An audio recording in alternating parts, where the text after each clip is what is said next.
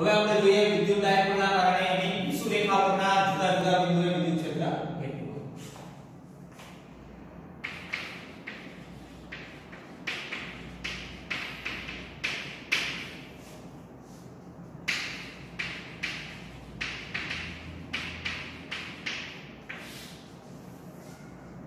ધારો કે આપણે અહીંયા ડાયપોલ આ રીતે લઈએ +q - આ રીતે વિદ્યુત લઈએ બે વચ્ચેનું અંતર ધારી લઈએ 2a તો ડાયપોલ મોમેન્ટ કેટલી થશે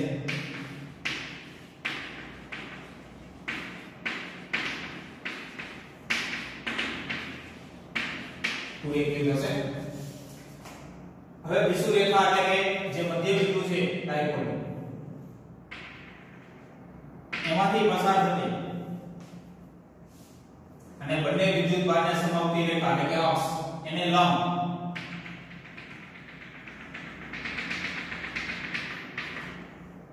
બરાબર અને કહીશું આપણે વિષુવરેખા. તો આ જુદા જુદા બિંદુએ વિદ્યુત ક્ષેત્ર કેટલું હશે એ આપણે ગણવું છે. એનું સમીકરણ આપણે તારવવું બરાબર. તો કોઈ પણ એક બિંદુ ધારી લઈએ તો ધારો કે મધ્ય બિંદુ O જે છે એનાથી અક્ષ પર r જેટલા અંતરે કોઈ એક બિંદુ q છે ત્યાં આપણે વિદ્યુત ક્ષેત્ર ગણવું છે.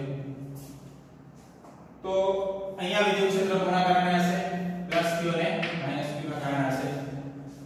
તો બિંદુ વિદ્યુતભારના કારણે વિદ્યુત ક્ષેત્ર હશે કે q છે તો r2 એટલે કે અંતર આપણે જોવું પડશે. તો અંતર ગણવું હોય તો +q થી q નું અંતર કેટલું થશે અને -q થી q નું અંતર કેટલું થશે. તો આમ જોવા જઈએ તો બંને અંતર સરખું થશે કેમ કે આ અંતર કેટલું થશે a અને આ બાજુ આ અંતર કેટલું થશે a થશે. તો આ અંતર કેટલું આવશે તો કે કાટકોણ ત્રિકોણ બનશે આ રીતે અને આ અંતર જે છે કર્ણ થશે. તો આ અંતર છે r અને આ અંતર છે a. તો અંતર કેટલું આવશે r2 + a2 નું વર્ગમૂળ આ રીતે આવશે. તો આ અંતર પણ એ જ આવશે કારણ કે અહીંયા પણ કાટકોણ ત્રિકોણ એ રીતનો જ બનશે વર્ગમૂળની અંદર r2 + a2. તો બંનેના કારણે વિદ્યુત ક્ષેત્ર આપણે ગણશું તો બંને વિદ્યુત ભારનું મૂલ્ય તો સરખું જ છે q છે અંતર એ સરખું છે. તો અંતર એ સરખું હોય વિદ્યુત ભાર એ સરખા હોય તો વિદ્યુત ક્ષેત્રનું મૂલ્ય કેવું આવશે સરખું જ આવશે. તો બંનેના કારણે વિદ્યુત ક્ષેત્ર +q અને -q ના કારણે q પાસે વિદ્યુત ક્ષેત્ર ફક્ત મૂલ્ય લખીએ આપણે + ના કારણે લખીએ - ના કારણે લખીએ બંને સરખું જ આવશે.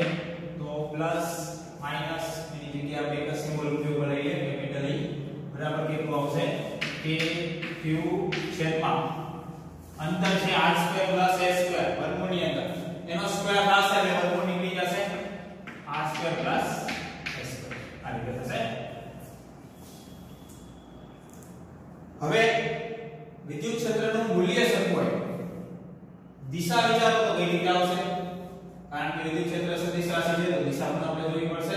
તો +q ના કારણે વિદ્યુત ક્ષેત્ર વિચારીએ તો બહારની તરફ આ વિદ્યુત ભારના કારણે વિદ્યુત ક્ષેત્ર હશે બહારની તરફ એટલે કે આ રીતે હશે બધી બાજુ આવી રીતે બહારની તરફ હશે બરાબર. તો આ જગ્યાએ કઈ રીતે આવશે બહારની તરફ આમ આવશે આ રીતે આવશે. એ જ રીતે માઈનસ ના કારણે વિદ્યુત ક્ષેત્ર તો માઈનસ વિદ્યુત ભાર જે છે એના કારણે વિદ્યુત ક્ષેત્ર અંદરની તરફ એ રીતે હશે બરાબર. તો અંદરની તરફ એટલે કે આ રીતે હશે આમ આવી રીતે બરાબર. તો આ જગ્યાએ કઈ રીતે આવશે અંદરની તરફ આ રીતે આવશે.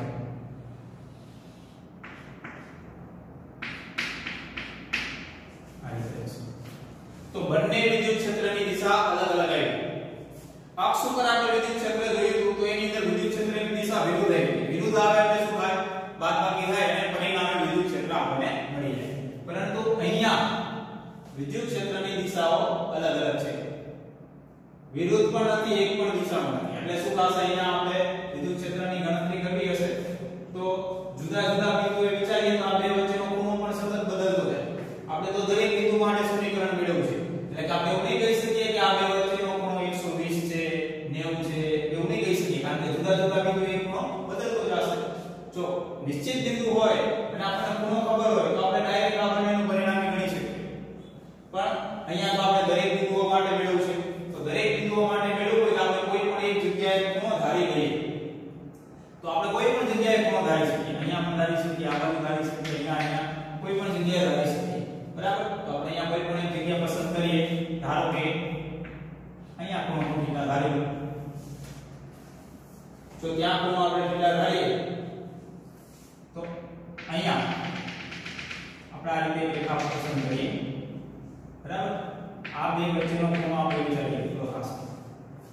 જો આ ખૂણો થીટા હશે આ રીતે આમ રેખા છે જો. બરાબર? z બને છે આ રીતે. તો આ ખૂણો થીટા હશે તો આ ખૂણો થીટા થશે. બરાબર? એ ખૂણો થીટા થશે તો આ બંનેનો દ્વિભાજક જ છે એટલે કે આ બાજુનો ખૂણો કેટલો થશે? થીટા થશે. બરાબર? કેમ કે આ દ્વિભાજક છે એટલે આ બંને ખૂણા સરખા થશે. તો આ પ્લસ e જે છે એના આપણે બે ઘટક પાડીએ. એક ઘટક આ રીતે આવશે અને એક ઘટક આ રીતે આવશે. તો થીટા સાથેનો ઘટક કયો થશે? e cos θ. અને આ ઘટક થશે e sin θ. એ રીતે બે ભાગ પાડી દઈએ ના. એ જ રીતે માઈનસ q ના બે ભાગ પાડી દઈએ તો એક ઘટક આ બાજુ આવશે અને એક ઘટક આ બાજુ આવશે. બરાબર? બે ઘટક એના પાડીએ તો થીટા બાજુનો ઘટક કયો થશે? e cos θ અને આ થશે e sin θ. હવે e અને e પ્લસ આ બંને વિદ્યુત ક્ષેત્ર તો સરખા છે જે આપણે જોયું. તો અહીંયા એના જે બે ઘટક આવે છે એમાં પણ ખાસ કરીને sin ઘટક આવે છે.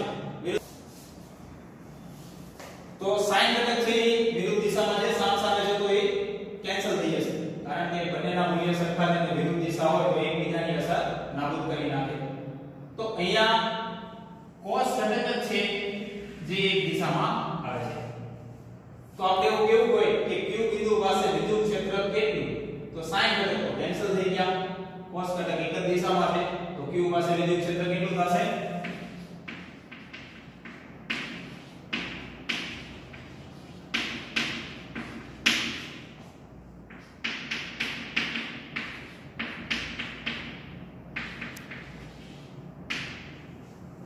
બંનેના સરવાળા કેટલું થશે?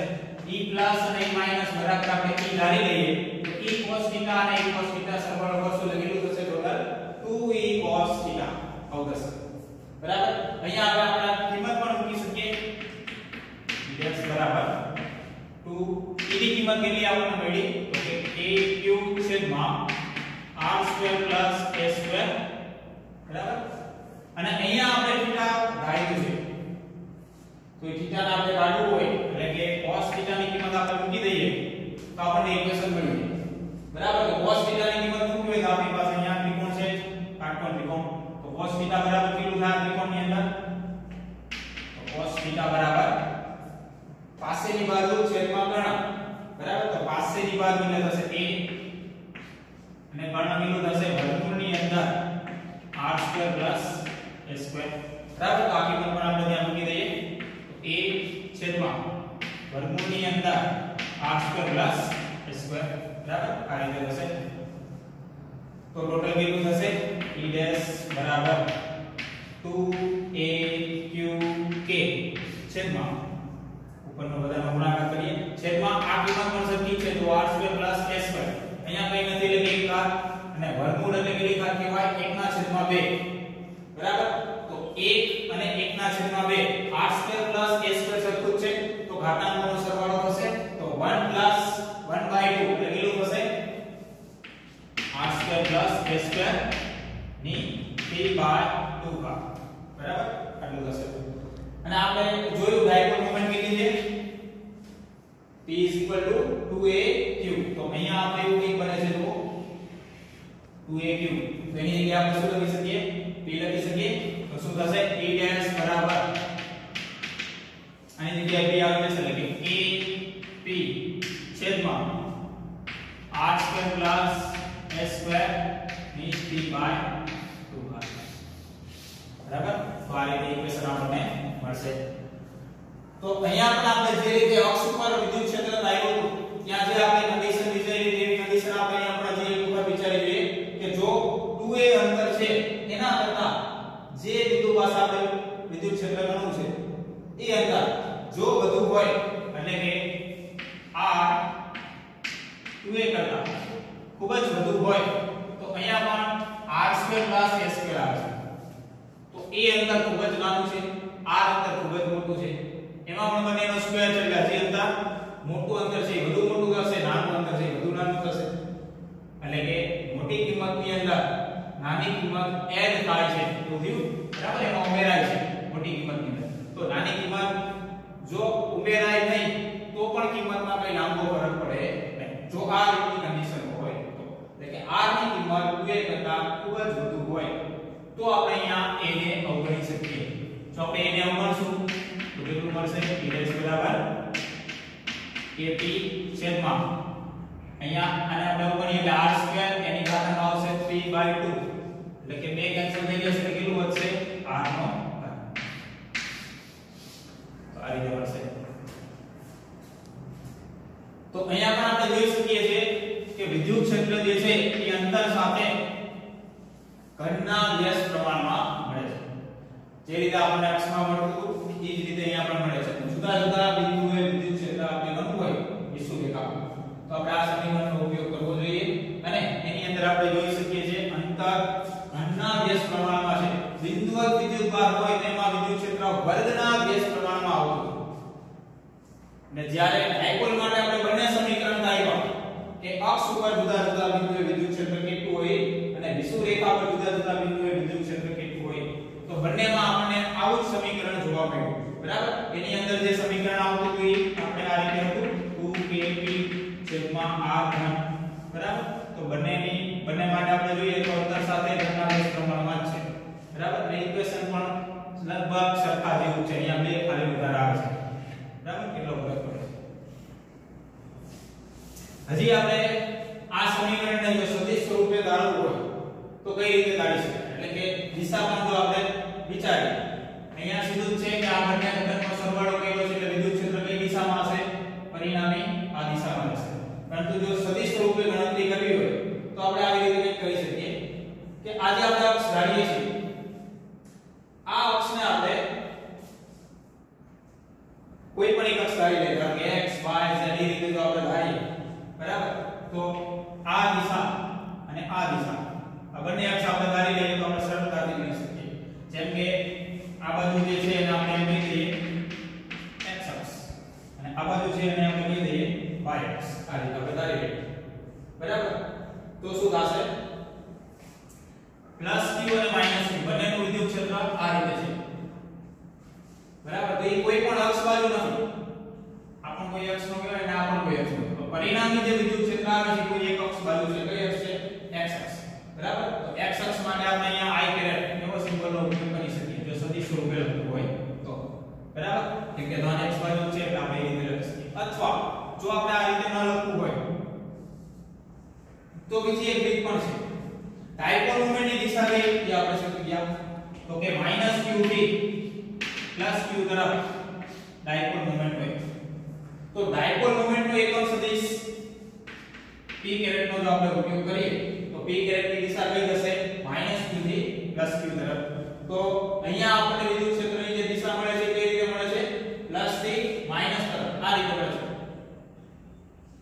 પ્લસ થી માઈનસ તરફ આ રીતે મળે છે તો અહીંયા ડાયપોલ મોમેન્ટની દિશા કઈ છે માઈનસ થી પ્લસ તરફ એટલે કે એનાથી વિરુદ્ધ છે તો જો અહીંયા આપણે સદિશ સ્વરૂપે લખવું હોય તો અહીંયા આપણે p કેરેટ લખી શકીએ પણ આગળ માઈનસ લખવું પડશે કારણ કે ડાયપોલ મોમેન્ટની દિશા માઈનસ થી પ્લસ તરફ છે અને વિદ્યુત ક્ષેત્ર જે મળે છે એ આપણને પ્લસ થી માઈનસ તરફ મળે તો આપણે આ રીતે પણ લખી શકીએ બરાબર તો સદિશ સ્વરૂપે લખવું હોય તો આપણે આ રીતે લખી શકીએ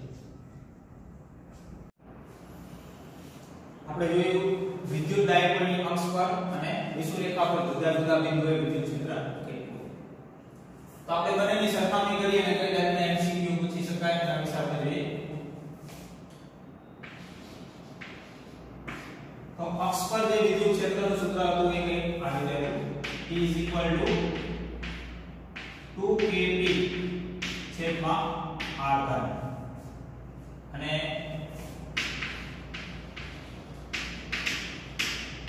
વિષુવરેખા માટે જે વિદ્યુત ક્ષેત્ર આપણે મળતું એ હતું kp/r અને આ બંને વિદ્યુત ક્ષેત્રના સમીકરણ આપણે r અંદર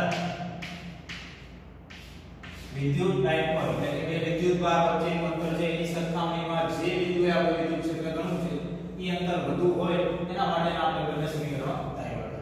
જો સદિશ સ્વરૂપે લખીએ આપણે બંને સમીકરણને તો આ વિદ્યુત ક્ષેત્ર ડાયપોલ મોમેન્ટની દિશામાં જતું એટલે કે p કહેવાય અને આ વિદ્યુત ક્ષેત્ર છે એ ડાયપોલ મોમેન્ટની વિરુદ્ધ દિશામાં હતું. આપણે આ રીતે પણ લખી શકીએ. ફક્ત મૂલ્ય લખવું હોય તો આપણે જે રીતે આપણે લખવું છે એ રીતે આપણે લખી શકીએ. ફક્ત મૂલ્ય લખવું હોય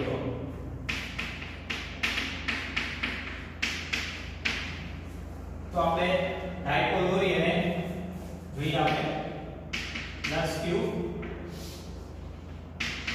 -q બે વચ્ચેનું અંતર 2a મધ્ય બિંદુ O આ રેખા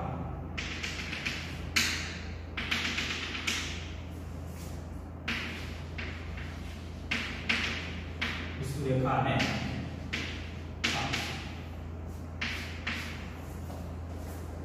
તો અહીંયા જે આપણે r અંતર બિંદુ છે એ r અંતર મધ્ય બિંદુ O થી જે બિંદુ પાસે વિદ્યુત ક્ષેત્ર ગણવું હોય ત્યાં સુધીનું અંતર આપણે લીધું છે. તો અક્ષ પર જુદા જુદા બિંદુએ આપણે વિદ્યુત ક્ષેત્ર ગણવું હોય બરાબર અક્ષ પર તો મધ્ય બિંદુથી અંતર આપણે લેવાનું થશે. ધારો કે આ જગ્યાએ ગણવું હોય તો આ રીતે આપણે અંતર લાવ્યું છે. એ જ રીતે વિષુવરેખા ઉપર પણ O બિંદુથી જે બિંદુ પાસે આપણે વિદ્યુત ક્ષેત્ર ગણવું હોય એ આપણે અહીંયાથી અંતર લેવાનું છે. તો મધ્ય બિંદુથી જ આપણે અંતર લેવાનું છે જે બિંદુ પાસે આપણે વિદ્યુત ક્ષેત્ર ગણવું હોય. તો બંને સમીકરણો તો આપણે જોઈએ તો લગભગ સરખા છે. આ વિદ્યુત ક્ષેત્રનું સમીકરણ છે એમાં ખાલી બે આવે છે આમાં નથી. એટલે કે આપણે એવું કહી શકીએ કે વિષુવરેખા કરતા આ વિદ્યુત ક્ષેત્ર છે એ બમણું છે. પણ એક શરત આ બધી કિંમતો સરખી હોવી જોઈએ. તો ડાયપોલ મોમેન્ટ બંને માટે સરખી જશે. k ની કિંમત સરખી જશે. અંતર જો આપણે અંતર સરખા લઈએ મધ્ય બિંદુ O થી અક્ષ ઉપર જે બિંદુ આવેલું હોય એટલા જ અંતરે વિષુવરેખા પર આવેલું બિંદુ હોય તો બંનેના વિદ્યુત ક્ષેત્રની સરખામણી કરીએ તો અક્ષ પરનું વિદ્યુત ક્ષેત્ર વિષુવરેખા પરના વિદ્યુત ક્ષેત્ર કરતા ડબલ હશે એવું આપણે કહી શકીએ. બરાબર. તો જુદા જુદા MCQ આ રીતે પૂછાય કે અક્ષ પર તમને વિદ્યુત ક્ષેત્ર આવે અમુક અંતરે અને વિષુવરેખા પર અમુક અંતરે વિદ્યુત ક્ષેત્ર પૂછે અંતર સરખું જ આવે તો આપણે ડાયરેક્ટ કહી શકીએ અક્ષ પર વિદ્યુત ક્ષેત્ર ડબલ હશે. બરાબર. તો આ રીતના MCQ પણ આવી શકે. અહીંયા આપણે જે સમીકરણો ધાર્યા છે એમાં ખાસ કરીને અક્ષ પર તો અક્ષ પર આપણે જે વિદ્યુત ક્ષેત્રનું સમીકરણ ધાર્યું છે એની અંદર જો આપણે આ દરેક બિંદુઓ વિચારીએ તો આ દરેક બિંદુઓ અક્ષ પર જ આવેલા કહેવાય. તો આ દરેક બિંદુ પાસે જો આપણે આ સમીકરણનો ઉપયોગ કરીએ તો આપણને જવાબ ખોટા મળશે. કારણ કે અક્ષ પર જ્યારે આપણે વિદ્યુત ક્ષેત્ર ધાર્યું હતું ત્યારે આપણે આ રીતનું ઇક્વેશન લીધું +q અને -q. આપણે અહીંયાથી અંતર આ રીતે લીધું આ અંતર આ રીતે આપણે લીધું. જો આપણે વચ્ચેના કોઈ પણ બિંદુ લઈએ તો આ અંતર જે છે એ આપણે a લીધું. વચ્ચેના કોઈ પણ બિંદુ લઈએ આપણે તો શું થશે અહીંયા આ અંતર જે મળતું હતું આપણને હતું r - a. તો વચ્ચેનું કોઈ પણ બિંદુ લઈએ તો r - a નો થાય એ બદલી જાય. એટલે શું થશે આપણે જે સમીકરણ ધાર્યું છે એ વચ્ચેના બિંદુ માટે જો ઉપયોગમાં લઈશું તો ખોટું સાબિત થશે. બરાબર. તો વચ્ચેના બિંદુ માટે જો આપણે વિદ્યુત ક્ષેત્ર ગણવાનું પૂછાય તો આપણે જે રીતે ઇક્વેશન ધાર્યું છે એ જ રીતે ગણતરીઓ કરવી પડશે.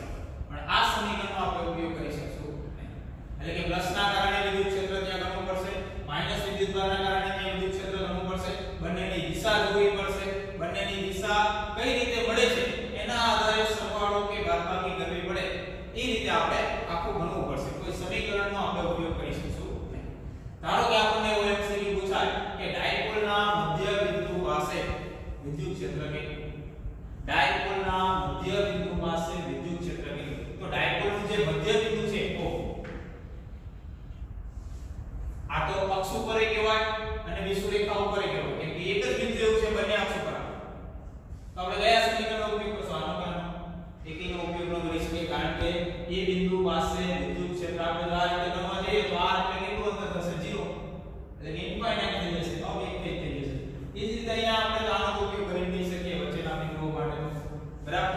એ બિંદુ પાસે જો વિદ્યુત ક્ષેત્ર પૂછાય તો આપણે અલગથી ગણવું પડશે, તો આપણે આ રીતે ગણી શકીએ. તો પ્લસ q ના કારણે વિદ્યુત ક્ષેત્ર કેટલું હશે મધ્ય બિંદુ પાસે?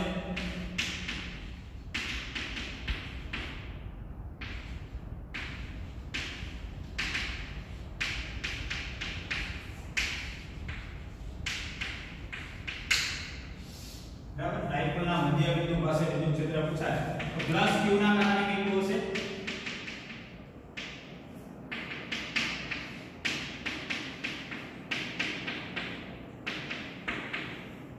તો અંતર કેટલું થાય એટલા એ કેટલું થશે અને માઈનસ t અંતર કેટલું થશે એ કેટલું થશે. તો બંનેના કારણે જે વિદ્યુત ક્ષેત્ર આવશે એક સરખા મૂલ્યના જ આવશે. પ્લસ ના કારણે લખીએ કે માઈનસ q ના કારણે, બંનેના કારણે જે વિદ્યુત ક્ષેત્રના મૂલ્ય આવશે બંને એક સરખા જ આવશે. a q છેદમાં અંતર આપણે લીધું છે a સ્ક્વેર, તો બંને માટે એટલું જ આવશે a q છેદમાં a સ્ક્વેર. બંનેની દિશા વિચારી લઈએ તો પ્લસ q ના કારણે વિદ્યુત ક્ષેત્ર કઈ દિશામાં હશે? o બિંદુ પાસે આ રીતે હશે બહારની તરફ, એટલે આ રીતે થશે. અને માઈનસ q ના કારણે વિદ્યુત ક્ષેત્ર કઈ રીતે હશે? તો કે અંદરની તરફ, એટલે કે એક દિશામાં થશે અંદરની તરફ. એટલે તો બંને વિદ્યુત ક્ષેત્ર જે છે એ એક જ દિશામાં આવશે મધ્ય બિંદુ પાસે. જો એક જ દિશામાં વિદ્યુત ક્ષેત્ર આવે તો ટોટલ વિદ્યુત ક્ષેત્ર કેટલું થશે?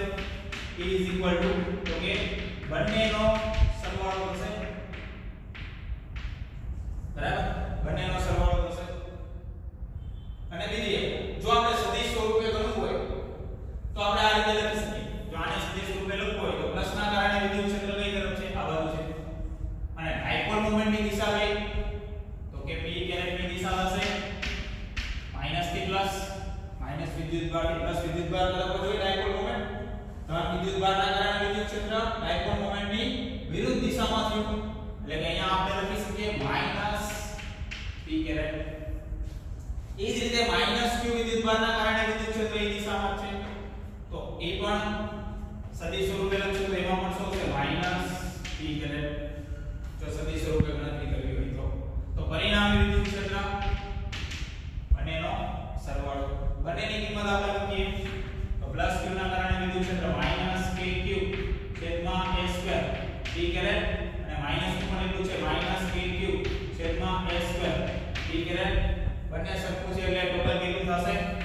માઈનસ 2kq p કેરેટ છેદમાં a સ્ક્વેર. આ રીતે થશે. હજી પણ આપણે જો અહીંયા ડાયપોલ મોમેન્ટ એડ કરવી હોય તો હજી આપણે અહીંયા આ રીતે ગણી શકીએ. તો કે આપણને જે સમીકરણ મળે છે E સદિશ બરાબર ઉપર અને નીચે આપણે a વડે ગુણીએ તો આ રીતે થશે 2kaq p કેરેટ છેદમાં a વડે ગુણશું એટલે શું થશે? a નો ઘન. તો ઉપર આપણે આવું કંઈ લખી શકીએ 2aq, આની જગ્યાએ આપણે શું લખી શકીએ? Dipole moment p. તો સમીકરણ થશે E સદિશ બરાબર માઈનસ k p કેરેટ છેદમાં a નો. તો ડાયપોલના મધ્ય બિંદુ પાસે વિદ્યુત ક્ષેત્ર માઈનસ kp છેદમાં a નો ઘન p કેરેટ, એટલે કે માઈનસ p કેરેટ જે આવે છે એ દિશા દર્શાવે છે, એટલે કે ડાયપોલ મોમેન્ટની જે દિશા છે એની વિરુદ્ધ દિશામાં વિદ્યુત ક્ષેત્ર હશે મધ્ય બિંદુ પાસે. એટલે કે o બિંદુ પાસે વિદ્યુત ક્ષેત્ર હશે એ માઈનસ થી પ્લસ જે વિદ્યુતભાર છે આ બાજુ ડાયપોલ મોમેન્ટ હોય એની વિરુદ્ધ દિશામાં હશે, એટલે કે આ તરફ હશે વિદ્યુત ક્ષેત્ર. અને કેટલું હશે? તો કે kp છેદમાં a નો ઘન, એટલે કે અંતર જે છે a, તો a એટલે કયું અંતર છે? તો કે આ બે વચ્ચેનું અંતર આપણે 2a ધાર્યું છે. તો પ્લસ થી o સુધીનું અંતર અથવા તો માઈનસ થી o સુધીનું અંતર એટલે a થશે અડધું. બરાબર, એ અંતર ત્યાં આવશે. તો આ રીતે મધ્ય બિંદુ પાસે જો વિદ્યુત ક્ષેત્ર પૂછાય તો આપણે આ બે